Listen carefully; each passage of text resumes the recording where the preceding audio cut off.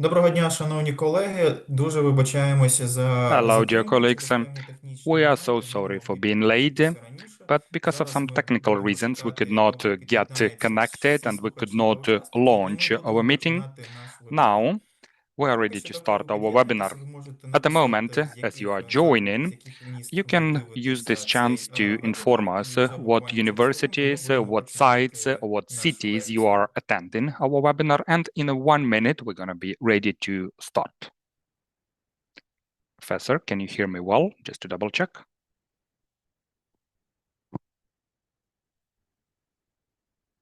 Ágnes, can you hear me well? Just to double check. This is interpreter speaking. Yes, thank you. Thank you.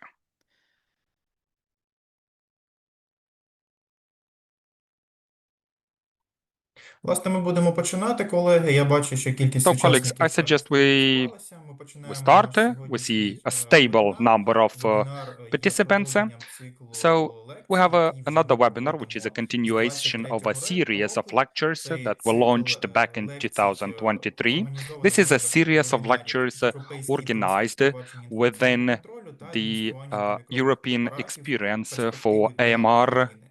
and Спікерами цих also вебінарів є досвідчені smart фахівці use of європейських antibiotics. організацій, The як speakers to ЕУКІК these та ЕСКМІД. AskMed І на organized сьогоднішній лекції webinars are the буде висвітлена тема well-experienced про особливості використання people фітофармакології representing після EUKIK фенілетину, and the AskMed. тримethopриму, We will speak фосфоміцину та about нітрofurantоїн. the Нагадую, що, use як завжди, of під час the following таких наших antibiotics лекцій like забезпечується Fluoroquinolones, синхронний Sulfonamides, переклад. trimethoprim, На слайді ви Nitrofurantoin, and бачите Phosphomycin. інструкції до того, як його We have a потрібно включити. simultaneous Якщо translation ви option маєте бажання, available. ви можете You have some дивитися в short оригіналі instructions англійською how мовою, you або can можете use it, how слухати you can англійською turn it мовою. on, and you Цей can вебінар listen to that буде in English, or записано і вже через Ukrainian, декілька днів whatever is more convenient for буде you. на YouTube We're gonna have каналі a Центру video громадського здоров'я. recorded, and in a І couple of days, we're знову gonna ж таки, have it користуючись available on the можливістю, я website of the нагадую вам, UPHC. що у And Центру I would like to громадського use this здоров'я opportunity є to remind you that the медійні Ukrainian ресурси, Public Health YouTube Center канал, на has got якому ми certain викладаємо media письмові resources, вебінари та багато namely the іншого YouTube корисного channel, матеріалу, where а we також post Facebook канал, де ми similar обов'язково materials, webinars like заздалегідь that. And we also have some висвітлюємо Facebook channel анонси таких where we зустрічей. Тож, usually щоб не пропустити такі announce заходи, meetings and підписуйтесь на webinars like YouTube that. канал, So, на in order not to miss it, наші please Facebook сторінки і долучайтеся follow до us on всіх таких Facebook, on our заходів. YouTube channel, Цей and захід, please get як і involved попередні, into our організований за activities. підтримки The наших meeting, європейських just as many партнерів, others, is а organized on саме the з support of our рахунок European colleagues. CDC Сполучених Штатів The Америки та ICAP ECDC, Колумбійського університету. І the знову ж таки American окрема CDC, вдячність and also спікерам. ICOP І from the в цьому Columbian році це University. фахівці з ЕСКМІД. We're also very Сьогоднішню grateful to our лекцію, вже speakers from переходячи до AskMed, as спікера, usual. буде And представляти професор today, the Ágnes speaker will be Pál-Sonnevend Professor з Ágnes Пецького університету Pál-Sonnevend Угорщини. Вона from є Pecs досвідченим University фахівцем, of доктором Hungary. медичних She's наук, a doctor of medical професор sciences. кафедри медичної She's a мікробіології та professor of medical епідеміології. microbiology and І, immunology окрім department. того, вона And очолює additionally, лабораторію діагностичної Professor мікробіології та Ágnes is the head of лікарняної гігієни. diagnostic Отож, microbiology вона and може сьогодні поділитися своїм hygiene. безцінним So today we will be явником able to listen to досвідом. І extensive знов ж таки не буду experience вас from затримувати Ágnes. далі. Ми, So на жаль, without сьогодні further трохи ado, запізнилися. because Я we are буду just a bit pressed передавати for слово time, пані I would like to професор. give the І, floor власне, ми to будемо Professor починати нашу Sonnevend, сьогоднішню лекцію. and we are ready to start our today's lecture. Professor, please.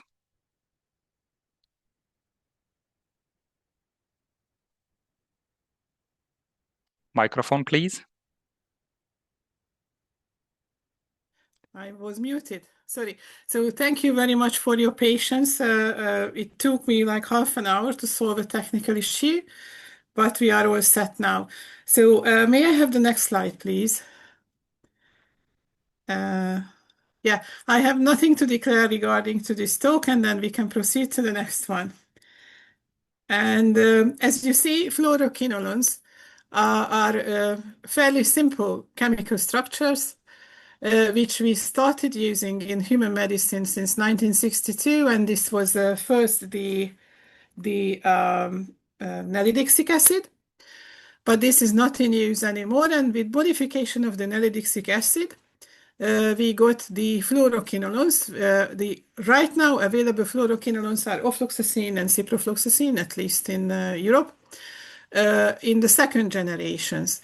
And then further improvements went on, and I believe that on my slide earlier, what I provided, there were some red markings of certain side chains and groups on the. So if Sarah, you can proceed with the projection, probably yes, and the next one, and the next one, and the next one, and then the animation will be there. So the second generation not this one, just the previous, please. The second generation fluoroquinolones, like ciprofloxacin and ofloxacin, got a bit of modification, and then levofloxacin, which is better against streptococcus than the previous generation, are in fact an L isomer of ofloxacin, but has a modified side chain compared to ciprofloxacin at this R5 site.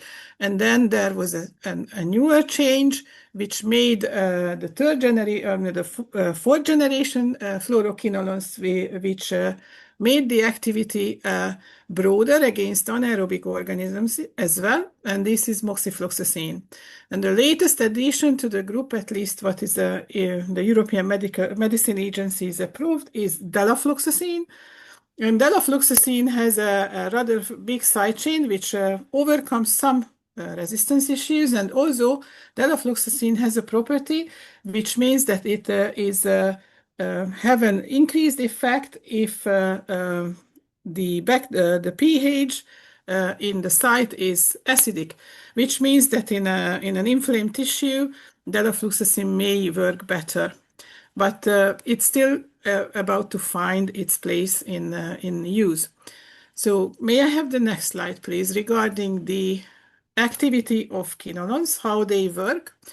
What they do is to bind to a complex, which is called the DNA cleavage complex, that contains of the human supercoiled DNA and the gyrase and topoisomerase enzymes.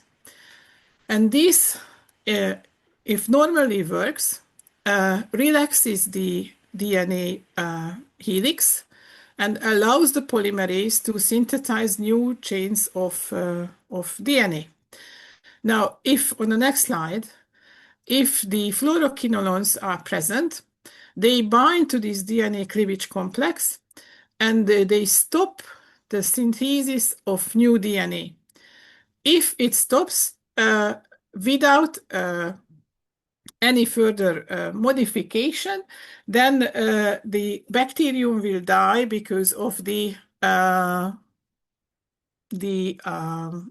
lack of new DNA, and also there is a faster action, the rapid death kind of action, when DNA fragments are generated, and the DNA fragments, because the DNA synthesis cannot go on, would trigger a so-called SOS response, which a cascade of proteins.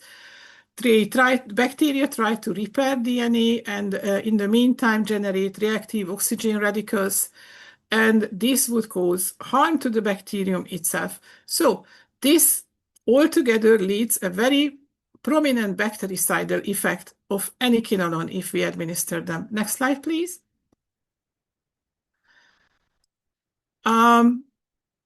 Here there is a terribly big table showing what various bacterial species are susceptible to quinolones, and if they are susceptible to a quinolone, against precisely which quinolone. So I don't want to mention everything on this slide, but just to pinpoint a few things. As you see, ciprofloxacin in the second column is more active against gram-negative species such as Pseudomonas or Neisseria or Acinetobacter. Levofloxacin, on the other hand, has an extended spectrum of activity towards Staphylococci and Streptococci. And if we go further to the right, moxifloxacin basically lost its activity against enteric bacteria and Haemophilus and Neisseria. On the other hand, became active against anaerobic bacteria and also against Mycobacterium tuberculosis. And dilafloxacin is basically similar to that, except it doesn't act on mycobacteria. So it's more on the gram-positive side and also on the anaerobic. So can we go further, please? Regarding the mode of administration and PKPD of fluoroquinolones, they have a bactericidal effect, as I already mentioned, and they have a moderate post-antibiotic effect, which allows fewer times administration. They are usually absorbed fairly well if we administer them orally, and they have a good bioavailability, and the administration of the drug, whether it goes with the food or without, does not really affect the absorption. The absorption is fairly rapid, and the peak concentration is achieved within an hour or two. And all fluoroquinolones usually distribute well to tissues, so the concentration in the tissue, various tissues, is better or higher than in the serum. Can we go to the next one, please? Which is a scary table again, and I appreciate the translation of all this. So here you can have hard fact on where these antibiotics could be found, and then on the right side of the table you see that in the lung and in the prostate and the kidney, more than the serum concentration is achievable with ciprofloxacin, levofloxacin, ofloxacin, and moxifloxacin. It even penetrates to some extent into the eye, but that's a dubious question. And certainly they would achieve a certain concentration in the bones, which means that it has an effect where we can use them. So either the spongious or the cortex of the bone will have some concentration of fluoroquinolones. They also penetrate into the CSF, but mostly into the inflamed. So in case of meningitis, we may use fluoroquinolones, but that's not usually the first choice. Most of the quinolones are eliminated through both the kidney and the liver, except ofloxacin and levofloxacin, which are almost exclusively eliminated through the kidney. And they have various half-lives, so that explains why we shall administer ciprofloxacin 2 times and levofloxacin only 1 time a day. Also moxifloxacin. Dilafloxacin can be administered intravenously and orally, ciprofloxacin as well. So the administration in case of life-threatening infections is available not only orally but in parenteral route as well. Please go further with the slides. Yes. What should we achieve if we know the causative agents MIC? Then the best is to achieve an AUC over MIC value of more than 125. But usually the MIC of bacteria is really below 1 if they are susceptible, depending on the species, of course. But the reason why the breakpoint, clinical breakpoint, is set so low is to achieve this AUC over MIC values. So it's 100 or over 100 for most of the fluoroquinolones. And we have to bear in mind that certain conditions would change the PKPD of quinolones, such as renal failures or liver failures, especially for those fluoroquinolones which are excreted both by the kidney and through the liver. Obesity should be calculated when we dose. If the severe infection exists, as you see for the ciprofloxacin, the AUC over MIC value achievable is twice as high as for the simple infections. And we also have to take into account where the infection takes place. So if it's an osteomyelitis or if it's a meningitis, then the complexity of the distribution has to be taken into account when administering ciprofloxacin or levofloxacin or moxifloxacin. Please go further. Yes. With all these good things said about fluoroquinolones, such as excellent oral availability, broad spectrum of activity, being bactericidal, these are all plus points for an antibiotic. Unfortunately, we have to mention that there are a long list of side effects. And the side effects are various. It's pretty important, and we really have to consider this, that it has a very severe effect on the microbiome, and very frequently long-term quinolone use will lead to Clostridioides difficile infection, which is unpleasant and a serious risk in terms of hospital-acquired infections. The other thing is that if someone, especially if someone has already cardiac problems, the prolongation of the QT interval on the EKG may occur, and the worst version, we see ventricular tachyarrhythmia, or the so-called torsade de pointe. So basically, ventricular fibrillation may occur due to the quinolone side effect. And the second thing which affects a different system is the skeletal system. Tendonitis and Achilles tendon rupture occurs pretty not frequently, but not so rarely as we would like when someone is taking quinolones. The skin reactions can be severe. Phototoxicity can be unpleasant when you take quinolones during the summer. And it has a side effect, mostly levofloxacin has a side effect on glucose homeostasis, and it may lead to hypo or hyperglycemia. So I've seen patients whose hyperglycemia and absolute imbalance of glucose homeostasis was solely due to the levofloxacin treatment, and we had to stop it to get the proper glucose control. And in the eye, it may cause retinal detachment, but this is a more rare side effect. Whether a particular fluoroquinolone causes a certain side effect and how frequently, it depends on the type of quinolone, so it's not equal. But ciprofloxacin is the best studied, and this can produce all of the actions which are listed here. Can we proceed to the next one, please? When the quinolones were introduced to the market quite 60 years ago, they thought that since this is an unnatural chemical product, probably the resistance will not develop to it. But scientists who said that couldn't be more wrong, because by now we see a widespread resistance to quinolones, and this can be caused by several factors. The most common thing, and which is causing the most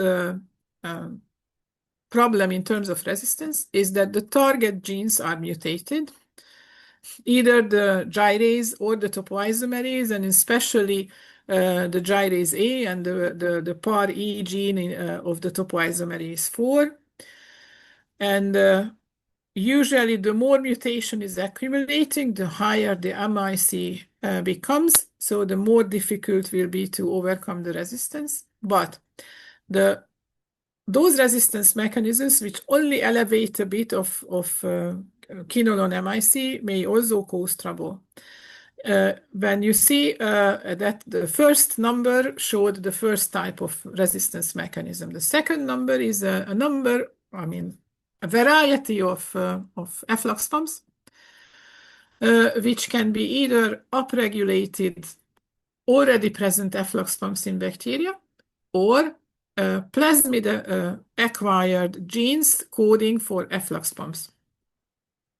And this can be the OQXAB or the CAP-A efflux pump family. Both are plasmid coded in most of the species. Another important mechanism of resistance is the QNR type of resistance. It's also plasmid coded. And the QNR genes are coding oligopeptides, which basically protect the DNA cleavage complex, so the drug will not be able to bind to it.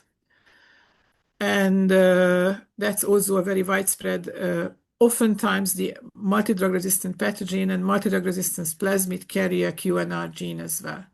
And the fourth gene on a plasmid could be a gene which the product of the gene is basically an aminoglycoside modifying enzyme which can also modify the ciprofloxacin. So it has two targets, not only aminoglycosides, but the ciprofloxacin as well. With all these resistance mechanisms, it's not a wonder that we see so many quinolone resistance. And since we used and overused quinolones, and not only us, but the veterinary medical field as well, we really see a large trouble with the resistance emerging. I didn't bring here data because I don't have proper data of Ukraine. I know it's bad for Hungary and it's bad for most of Europe. So I guess it's not better in your country either. Can we please proceed with the slides? Which is even worse, that the sub-MIC quinolones, fluoroquinolones, may induce multi-drug resistance, not only because of the efflux pump, but because of other things. What are these other things? Can we go to the next slide, please? When the sub-MIC quinolones bind to certain DNA cleavage complex, the same DNA fragments are generated and the SOS response is triggered, as happens when the bacterium is killed. But in this case, when the sub-MIC is there, not all bacteria are killed, but the SOS response is turned on. And so shall we go to the next one, please? This SOS response triggered in a bacterium would lead to increased mutation frequency, which may increase the resistance to quinolones. As I said, some of the quinolone resistance mechanism is mutation-based, and to other antibiotics as well. They may upregulate mutation in the promoter region, may upregulate the MDR efflux pumps. They also increase the rate of so-called persister bacteria, which are neither replicating nor leaving the host. And even worse, sub-MIC of fluoroquinolones can increase the conjugative transfer of resistance plasmids. So horizontal gene transfer is sped up by the quinolones. And that's probably the most common side effect of quinolones. So not on the human being, but on the bacteria. And this would affect a lot of the human beings. Please, Sarah, forward the slides. So the most common side effect of quinolones, if we use them, we would promote resistance to quinolones and to other antibiotics as well. And this would really should be in our mind when we think of stewardship, antimicrobial stewardship programs. Please go further.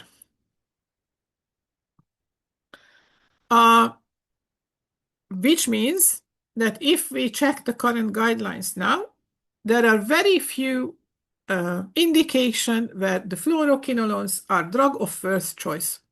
So these abbreviations, CIP, LEV, and MOX, means ciprofloxacin, levofloxacin, and moxifloxacin. And you see the various clinical conditions where each drug is drug of first choice. And this is a really short list. So in chronic bacterial prostatitis, we have ciprofloxacin and levofloxacin. In cystic fibrosis patients, bronchopulmonary infection, this is ciprofloxacin, chiefly because of this has the best activity against Pseudomonas. In inhalational anthrax, God forbid that we see such patients, we have to administer cipro or levofloxacin in combination with meropenem and some tetracycline derivatives, such as doxy or minocycline. In Legionnaire's disease, levofloxacin is the drug of first choice. In infective endocarditis due to Mycoplasma or Legionella, again, not so common condition. Bacterial conjunctivitis, topical levofloxacin, and malignant otitis externa, again, mostly topical ciprofloxacin for the reason of Pseudomonas. So that's really not a short list of indications. Shall we go to the next slide, please? And this is the same where the actual package inserts allow us to use quinolones, but probably it's not the best idea to use them. So in pyelonephritis and complicated urinary tract infections, otherwise, cipro and levofloxacin are advised to be used even by the European Urological Association. In the package insert, you would find that cipro and levo is to be used for uncomplicated cystitis, but all guidelines now speak against the use of quinolones as a first choice. GI infection, traveler's diarrhea, maybe ciprofloxacin, but you really have to check whether the patient is coming from a region when the quinolone resistance is widespread. Intra-abdominal infection, ciprofloxacin, complicated skin and soft tissue infection, any of these drugs, and even dilafloxacin is approved by the EMA. Bone and joint infection, mostly ciprofloxacin and occasionally levofloxacin, but it's more off-label for levofloxacin. Pelvic inflammatory disease because of the chlamydia and anaerobic infections, I would suggest moxi and not the others, but each and every of these table is allowed to be used. Community acquired pneumonia, I think it's a fairly overused thing to use levofloxacin and moxifloxacin for the simple community acquired pneumonia if it's not a Legionnaire's disease, or tetracycline-resistant mycoplasma, but it's possible to use. Acute bacterial sinusitis and COPD acute exacerbation, but because of the previously said facts, these fluoroquinolones should only be prescribed if there is no viable alternative. So these are not first-line choice, but possible choices. Okay, so let's go to the next one. Whether we use quinolones for prophylaxis in inhalational anthrax, bubonic plague, and tularemia post-exposition, no doubt. In invasive Neisseria meningitidis prophylaxis, if rifampicin is for some reason contraindicated, and there used to be an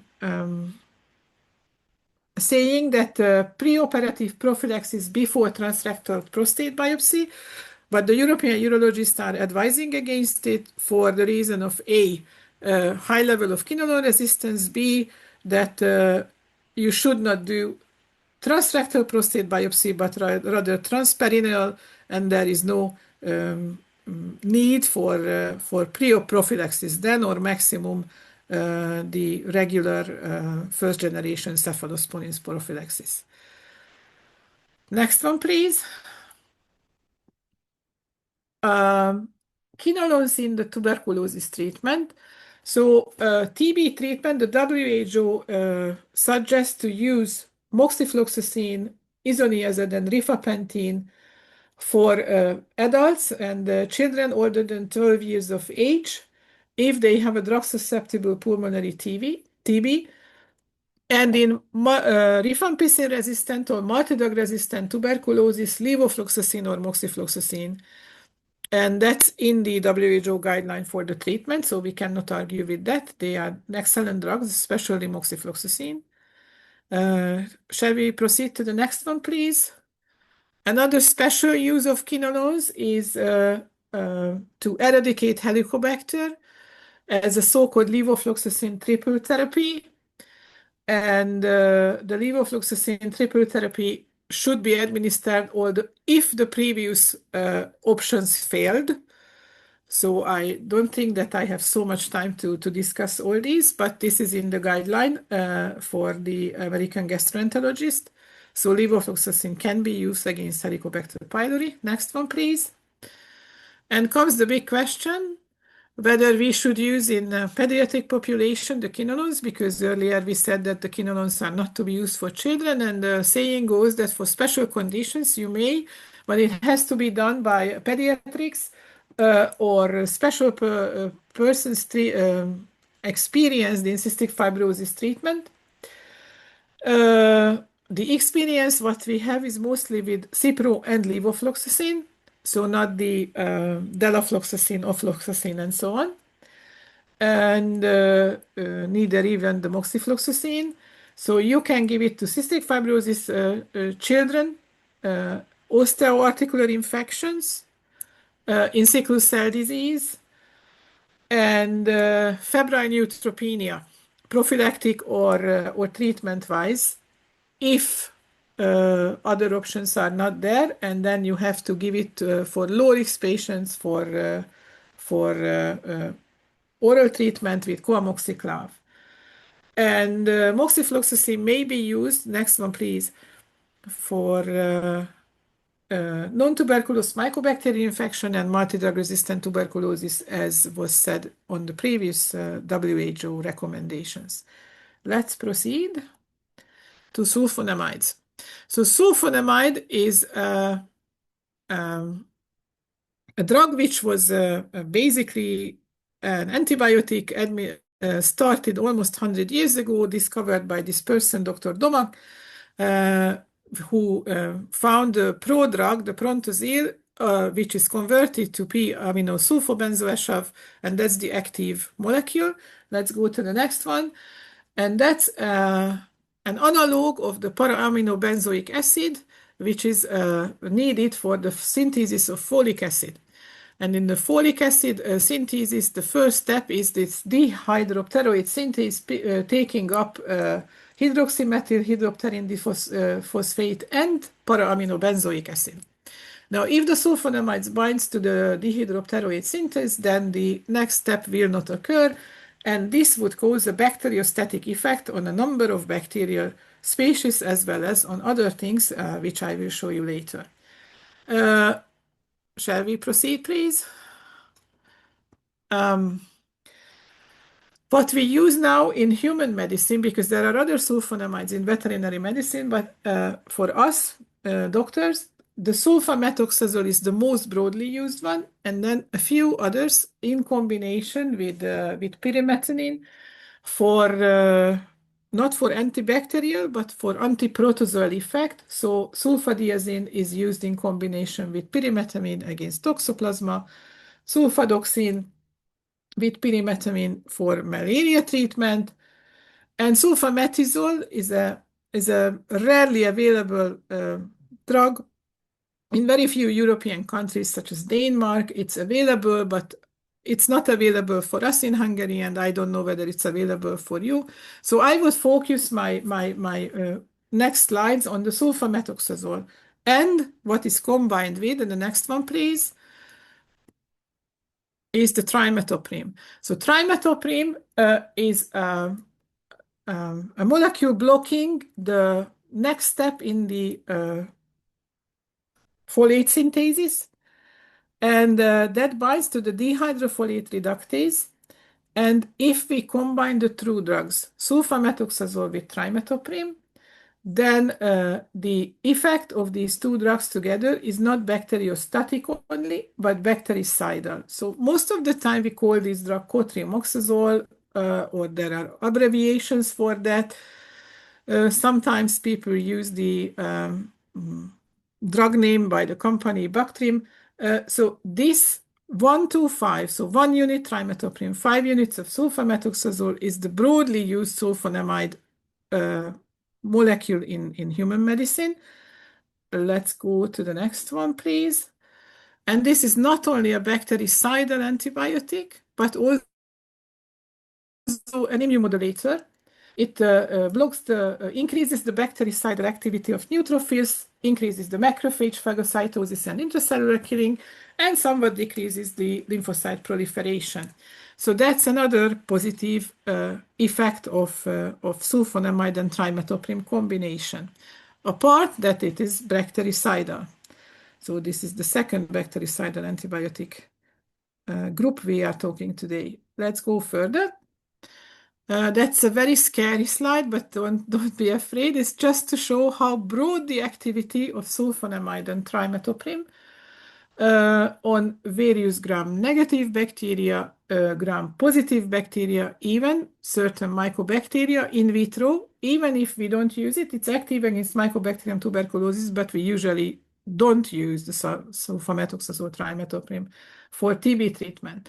And as I said, it has activity against Plasmodium falciparum, Toxoplasma, Acanthamoeba, and protozoa causing diarrhea such as Cyclospora and Isospora and for fungi like Pneumocystis jirovecii and Paracoccidiasis brasiliensis, which I don't think our chief concern here in Central Eastern Europe, but the Pneumocystis is. So HIV patient would be always in need in each stadium for prophylaxis with trimethoprim sulfamethoxazole. So let's go further. What the trimethoprim sulfamethoxazole does in terms of availability and so on, it can be administered orally. Most of the time it is administered orally, but there are intravenous formulations as well. And the bioavailability is extremely good, approximately 85%. A fun fact is that although we administer it as 1 unit of trimethoprim, 5 units of sulfamethoxazole, the maximum synergistic combination is 1 to 20.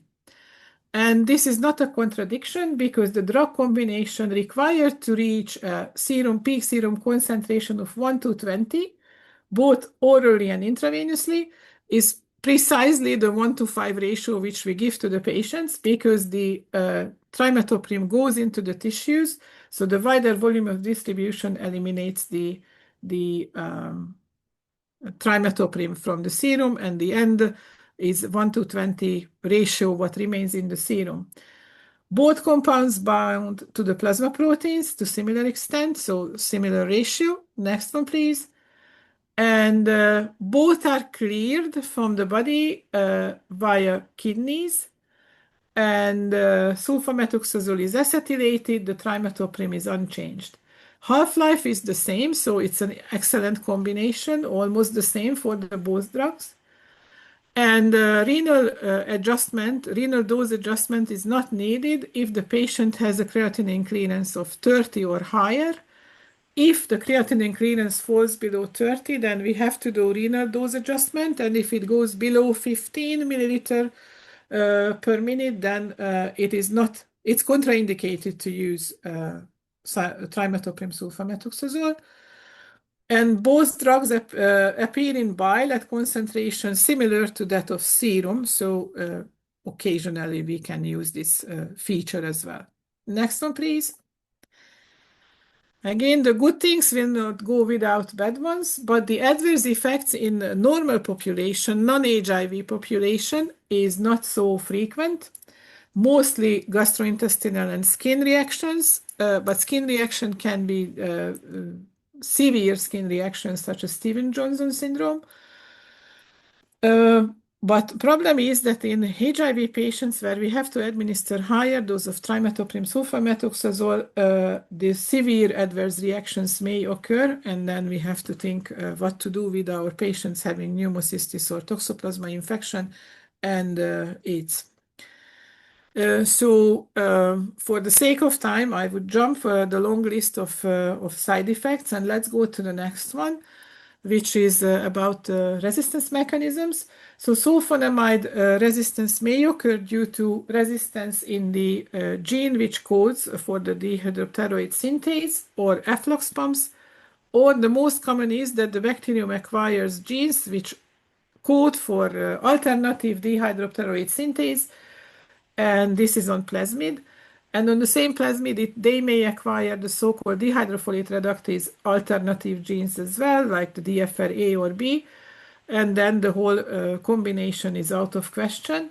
The trimethoprim resistance is also possible for a bacterium to be trimethoprim resistant due to chromosomal mutation, overproduction of the DFN enzyme, or structural mutation in the DFR enzyme, but the common thing is to have a plasmid mediated acquisition of alternative dihydropteroate or dihydrofolate reductase genes and consequently enzymes produced. So it's a widespread resistance, unfortunately. Shall we go further? The next one, please.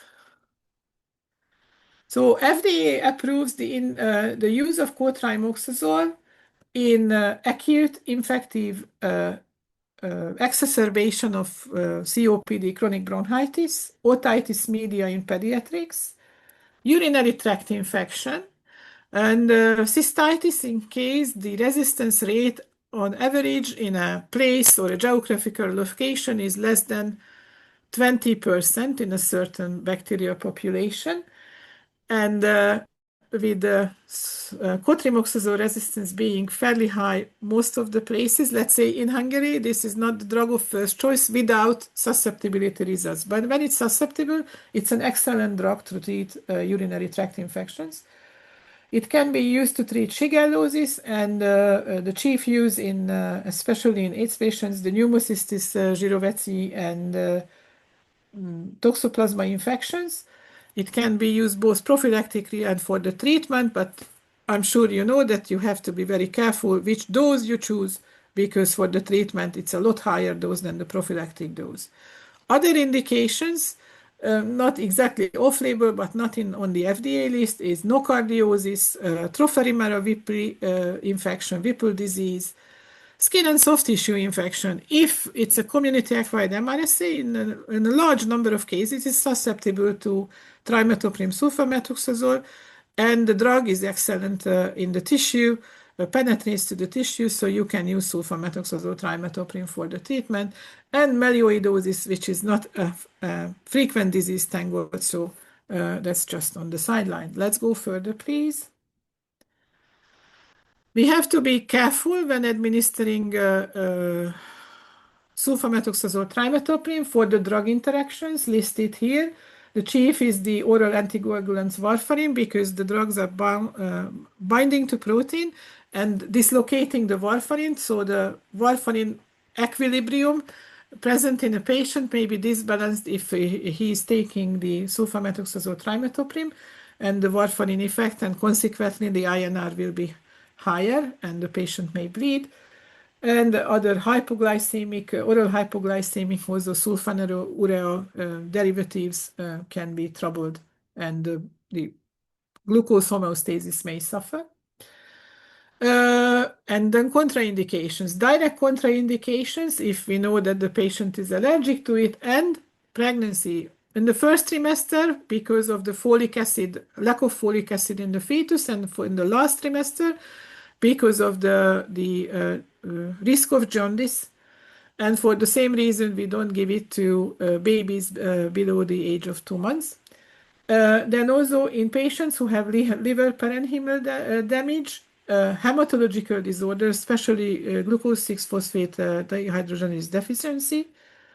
I already mentioned the severe renal insufficiency, and also mentioned the babies. So no for neonates. Next one, please. I'm rushing now through the thing because of the delay. Nitrofurantoin. It's a totally different structure compared to the previous drugs, an old antibiotic as well, but it's only active against or when used for non-complicated urinary tract infection.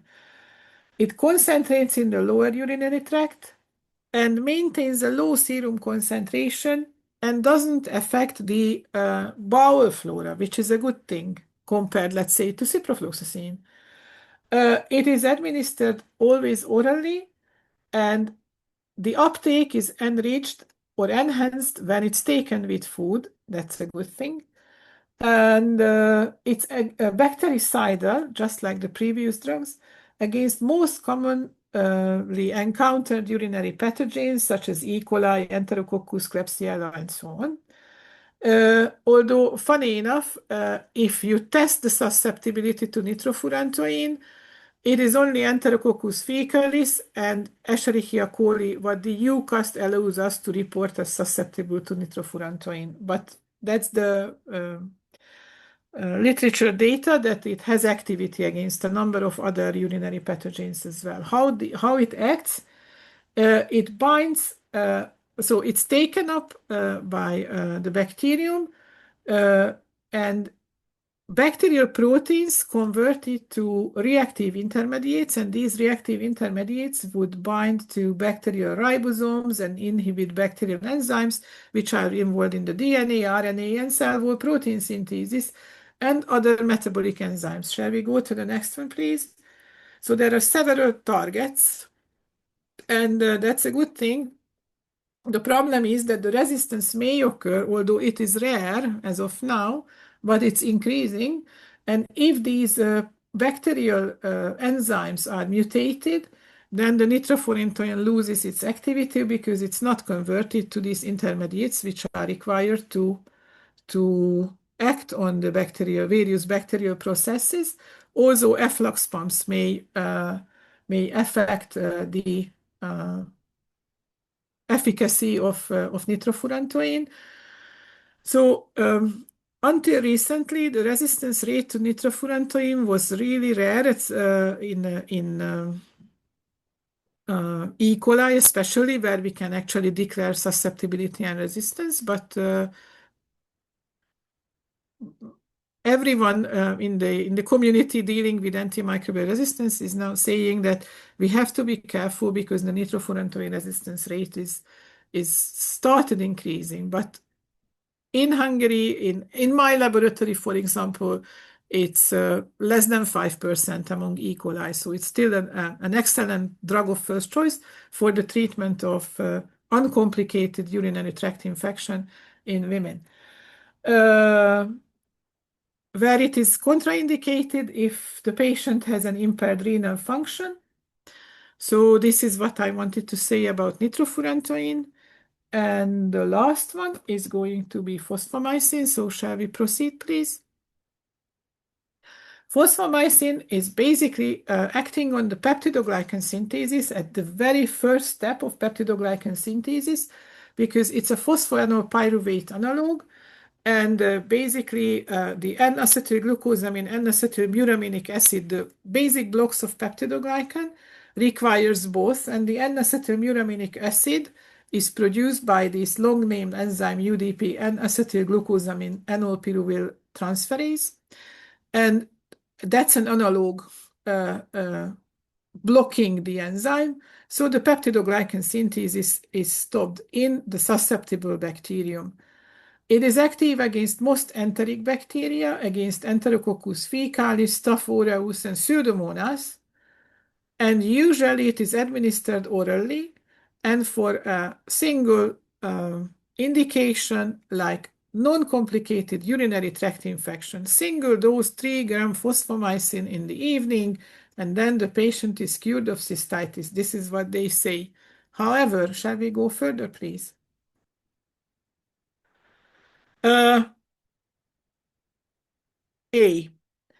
There is acquired resistance to fosfomycin. So it's not exactly sure whether the fosfomycin works or not, although the susceptibility rates are still excellent, especially in urinary tract pathogens. The resistance may arise due to modification of membrane transporters, so the fosfomycin will not enter the bacterial cell, or acquisition of plasmid-encoded genes that inactivate fosfomycin, or the MUR-A gene, which codes for this long-named enzyme, can mutate, and so the target mutation may lead to fosfomycin resistance. If we use fosfomycin as a monotherapy for a longer course, not the single-dose urinary tract infection treatment, then these mutations easily develop, and so we will end up with a fosfomycin-resistant strain during therapy. If we used it for urinary tract infection for the single-dose administration, that rarely occurs. If we used it for the other indications listed in the gray box, complicated urinary tract infection, endocarditis, long-term treatment, bone and joint infection. Phosphomycin has an excellent activity against biofilms. So it is used to treat biofilm-related or foreign device-related infections as well in the bones and joints. You may use phosphomycin for skin and soft tissue infection. It is listed that you may use it in bacterial meningitis. I haven't seen any case treated with phosphomycin, not even with intravenous phosphomycin, and intra-abdominal infections. In certain countries, the intravenous phosphomycin is available. It just recently became available for us in Hungary, but I know that in Spain, or let's say in China, IV phosphomycin was available long, long ago. And what they did, they used it for treatment of multi-drug resistant organisms, multi-drug resistant gram negatives. And there is a role, but precisely no one knows. And now the warning goes that don't use phosphomycin as a monotherapy. Always use phosphomycin in combination with another active, effective antibiotic. And then comes this, I did not even put this on the slide, but again, you have to know that a microbiologist can test phosphomycin susceptibility against E. coli, period. No other antibiotic species combination is given. So when you treat a multi-drug resistant Klebsiella, for example, with phosphomycin combination, then it's done empirically because we cannot support it from the laboratory. There is no breakpoint, there is no data simply. And so you may use it and it may be effective, but we cannot support it from the side of the laboratory. And this is a very bad ending of this talk, but this is what I had to say about phosphomycin to you. And with that, I thank you for your attention. Please, Sarah, forward to the last slide. And happy to take the questions either right now or by email addressing me. And if someone is kind enough to translate, or Google will translate even if you wrote in Ukrainian. Thank you very much. Back to the Ignat. Дуже дякую, пані професоре, за цікаву Thank you very лекцію. much, Professor, for a very interesting and Флуорокінолони, intensive lecture. A lot of materials, використовуються and в Україні, fluoroquinolones are зокрема, widely недостатньо можливо used in використовується Ukraine. сульфамітоксазол з триметопримом. Sulfonamides and Тому, я думаю, trimethoprim ви are not суттєво used very збагатилися often. That's цими why I think знаннями, we які have ви enriched надали під час ourselves лекції. with the knowledge you provided Звертаючись during the до lecture. колег, в нас є трохи часу, тому що ми Colleagues, we have a трохи little bit of призупинили, time ми because дещо запізнилися, we started але ви later. можете зараз But задати you ваші can питання ask по your напрямку лекції у questions чаті, і ми in the спробуємо chat, охопити декілька and з них. we will try to answer to a few of them. Я, власне, вже бачу, що є питання. Well, actually, Я I обираю see ті, some які questions. пов'язані з напрямком I лекції, will і, select those власне, related to вони the topic of наступні. the lecture. And the question Ви is the можете, будь following. ласка, розповісти про Can you доказову базу tell використання us about the флуорокінолонів з evidence метою base of переопераційної using антибіотикопрофілактики? fluoroquinolones with the purpose of perioperative antibiotic prophylaxis?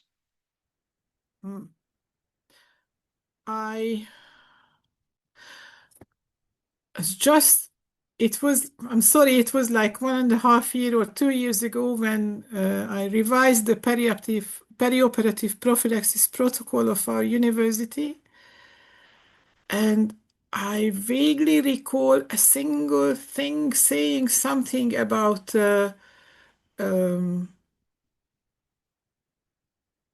cholangitis and so on, but it's really not a widely used pre-op prophylaxis drug.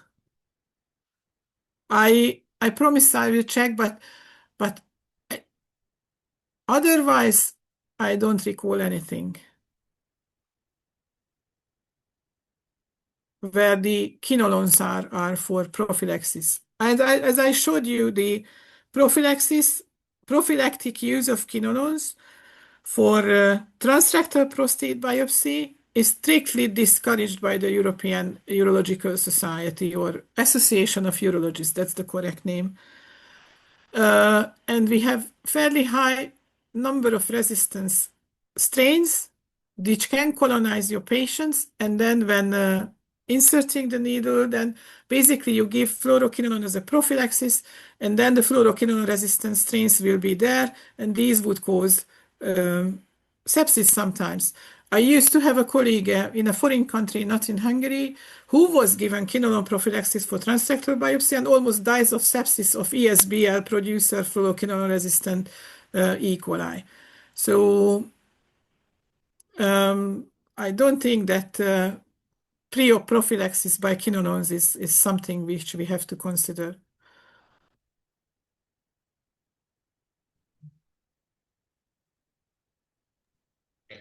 Дуже дякую за відповідь. Thank you very much for your answer. I would agree and support you in this case because in the national guidelines in Ukraine, the protocols do not include fluoroquinolones as drugs for perioperative prophylaxis. And in all other guidelines, actually refuse from using fluoroquinolones for this purpose because fluoroquinolones is the group of antibiotics which significantly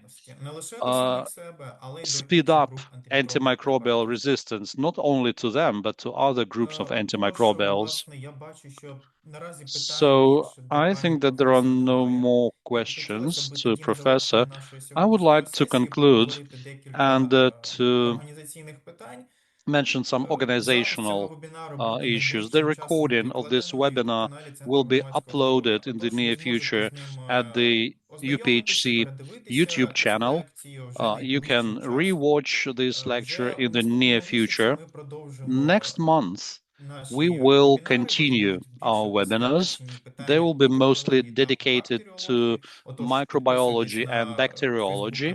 So please subscribe to the Facebook channel of the UPHC and look for announcements. I would like to thank colleagues from ICAP, CDC, to the interpreters who were working at this webinar. And I would like